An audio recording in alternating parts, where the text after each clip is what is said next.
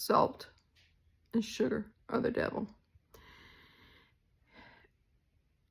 Yesterday, I've been adding more salt to my foods. I had gotten to the point where I was hardly using any salt on any food. Well, yesterday, and in the past few months, I've been adding more salt. Well, yesterday, when I was cooking my cauliflower, I was adding salt to my marinade, and I put too much. And I remember saying, dang, that's a lot, Connie, you put too much salt.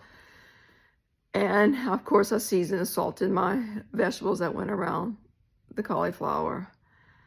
And there was salt in them, my cashew mac and cheese. And for supper, I had left over the pasta with the olive salad and red beans and the broccoli and tomatoes I had made a couple of days ago. Anyway, but after lunch yesterday, I went outside to get some sun, and I was repotting my cactus that a friend gave me. And when I looked up to put the cactus on the hook, my head started spinning. I said, oh, Lord. So I finished doing what I had to do, but my ear, my Meniere's ear, has been screaming a lot lately. It's been really, really bad. Now, the cold fronts affect it. All of that affects it.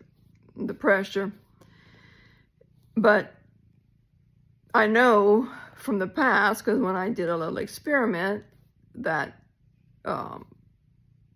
salt and caffeine were really, really, really, really, really bad for my Meniere's and my ear. Well, anyway, I was even telling Mike yesterday how bad the ear has been. I said, imagine going to a concert and that ringing that you get in your ears that lasts a little bit, having that constantly. And it's almost, it affects your mind. It's you try and get away from it, and you can't. It's constantly, as it is now, constantly ringing. Well, I went to bed last night, and then I woke up again, and I don't know what time it is because I didn't look at the clock. And I felt kind of nauseous. My stomach was hurting, like I needed to go to the bathroom. And I threw and opened my eyes, and my vision was doing this. Not the spin, I forgot what it's called. Gone this way. So I closed my eyes back, and then I got this very hot sensation. I was burning up. I was sweating. And after about, I guess, 5 minutes, when I put my head on my forehead, it was like a windshield wiper blade on the windshield. The water was just pouring down me. That's how much I was sweating. I had thrown off my gown. I grabbed my pillow, and I was fanning myself to cool myself off, to kind of make the nausea pass, to go away. And I needed the bathroom so bad. I tried to get up to go to the bathroom, number one and number two, and I couldn't. My husband was in the other room. So I guess I waited a good 2 hours. The doctor has prescribed Valium, which works fantastic for vertigo, but I couldn't move to get it.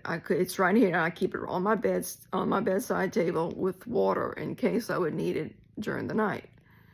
Well, I needed it, and I couldn't get to it because just any little movement, and I was too nauseous to try and take it because I thought I would throw it back up. What was the point in taking it?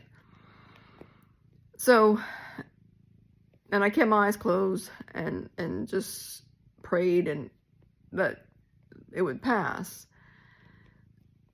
I was able to, about, I guess, an hour and a half or so later, grab a Valium and take it with a sip of water. I guess a half hour later, I was feeling better, but still had the vertigo really, really bad. So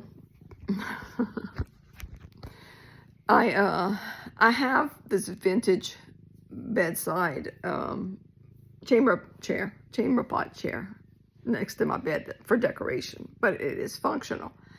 So when I was able to move without thinking I was going to vomit, I scooted myself all the way to the end of my bed, got up, held on to the bed, got my bearings, opened the lid, and sat on the chamber pot, and went to the bathroom. At this time, I could hear my husband in the other room. I didn't want to wake him, and and I heard the cat was meowing, so I knew he was awake. So I called him in, and I told him what was going on. And my eyes are closed this whole time because I can't open them. If I'd opened my eyes, it would have been not nice. So I needed toilet paper, so he brought me in toilet paper, and then I covered my chamber pot, and then I crawled back in bed and stayed still and kept my eyes closed until finally it stopped. I stopped spinning and felt better. I'm still not 100%. I mean, the spinning has stopped, but I'm trying not to move too much this morning. But I was able to get up and go to the restroom and pee this morning. And I haven't eaten breakfast, and make myself some lemon water. But anyway, so the purpose of this video is to let you know that if you suffer from vertigo and have Meniere's, salt. Do away with the salt. It's terrible. It's terrible. And caffeine's the same way.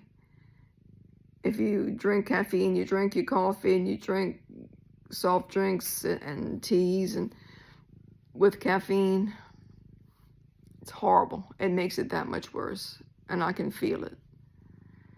But so it's my leftovers that I have are all going in the trash. I am not eating that. Stop it. And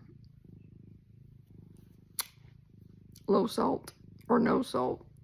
Again, I had not had it in a while, so I don't plan on having it again anytime soon. So I just want to make that video. Have a good day.